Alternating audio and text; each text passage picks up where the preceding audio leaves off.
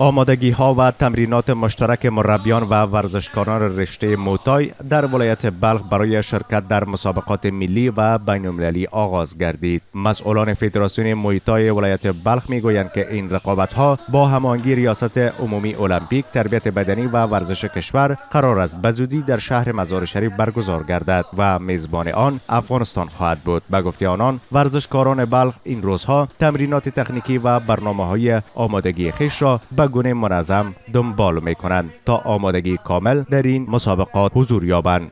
وقتا امروز تمرینات میان قهرمانان مویتای ولایت بلخ، همه قهرمانان زیر یک سقف تمرین میکنند به خاطر آمادگی مسابقات بین المللی که بخیر رسیدگی سطح افغانستان برگزار میشه. آمادگی هم برای مسابقات دارن بخیر بتونن یک پرچمداری خوب به سطح افغانستان بکنن. هدف از برگزاری همچون تمرینات ایجاد انگیزه برای ورزشکارا و همچون استعدادیابی است، به خاطری که قهرمان عزیز ما بتونه یک پرچمداری خوب از کشور عزیز ما بکنه.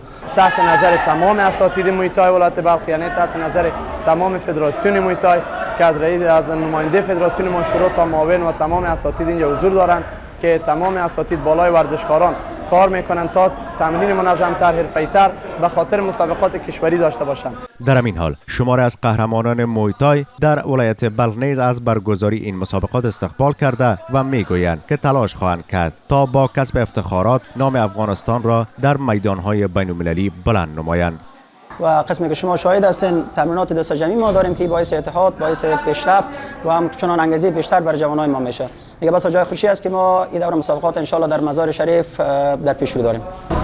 آمادگی عامتان ان شاء الله گرفته است بتونیم که در کشور خود افغانستان یک مبارزه خوب کنیم و بتونیم پرچم افغانستان به تمام کشورها بلند کنیم. چنان می‌خواهیم از مسئولین که این مسابقه را در دیگر کشورها برگزار کند و بتونیم پرچم کشور عزیز خود را بلند کنیم. گفتنی است که ورزش مویتای در سالهای اخیر در ولایت بلخ رشد قابل توجهی داشته و توانسته است جوانان زیاد را به این رشته ورزشی جذب کند.